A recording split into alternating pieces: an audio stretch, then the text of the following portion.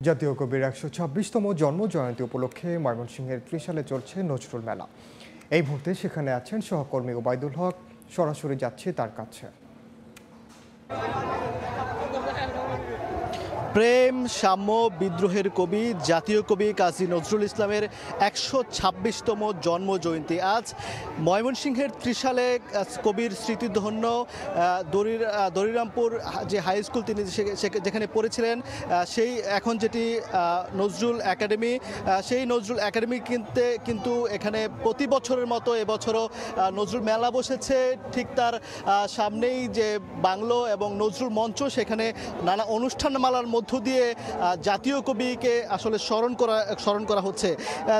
ময়মনসিংহের এই ত্রিশাল অধ্যায় কিন্তু কবির জীবনের এক মহামূল্যবান অধ্যায়। কবিতার সাহিত্য সাধনার প্রকৃতির যে বর্ণনা দিয়েছেন, বাংলার অপরূপ সৌন্দর্যের চিত্র এঁকেছেন, তা মূলত এই ত্রিশালের প্রকৃতির চিত্র তথা বাংলাদেশের প্রাকৃতিক সৌন্দর্যের বিবরণ। ত্রিশালের পরে নজরুল বাংলাদেশের বিভিন্ন জায়গায় ঘুরেছেন, কিন্তু ত্রিশালী কবিকে ব্যাপকভাবে আকর্ষণ করেছে, মনের মধ্যে গভীর রেখাপাত টেনে দিয়েছে, যার কারণে কিন্তু ত্রিশালের জনপদের বাসিন্দারা কিন্তু কবিকে গভীরভাবে স্মরণ করে, শ্রদ্ধা এবং ভালোবাসার মাধ্যমে স্মরণ করে। আমরা দেখেছি প্রতি বছর এই নজরুলের এই স্মৃতিবিজড়িত এই দরিরামপুর স্কুল মাঠ, অর্থাৎ এখন যেটি নজরুল একাডেমি, সরকারি নজরুল একাডেমি মাঠে কিন্তু কবিকে স্মরণ করে এখানে মেলা বসে। মেলায় হাজার হাজার মানুষের ঢল নামে 3 দিন ব্যাপী এখানে আসেন এবং তারা আসলে নজরুলের বন্ধুরা আসেন, নজরুলকে নিয়ে এখানে আলোচনা হয়, পাশাপাশি সঙ্গীত হয়, আবৃত্তি, নাটক, তার যে কর্ম, সেই কর্ম নিয়ে আলোচনা হয় এবং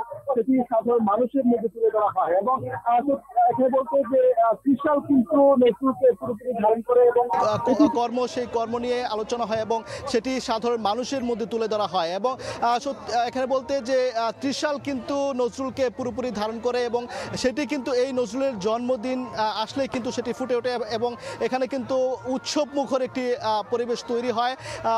পুরো ত্রিশালের মানুষ কিন্তু এখানে তাদের সন্তানদের নিয়ে এখানে স্মরণ করেন। সব মিলিয়ে কিন্তু নজরুলের এই মেলা জমজমাট হয়েছে। এই যে নজরুল জয়ন্তী উৎসব, জন্ম জয়ন্তী, এটাই কিন্তু এখানে জমজমাট একটি উৎসব তৈরি হয়। এবং তারা যেটি বলছেন যে এই বিশাল উৎসব নজরুলের মহামূল্যবান অধ্যায় এবং এই ত্রিশালকে যেন আগামীতে জাতীয়ভাবে উদযাপন করা হয়।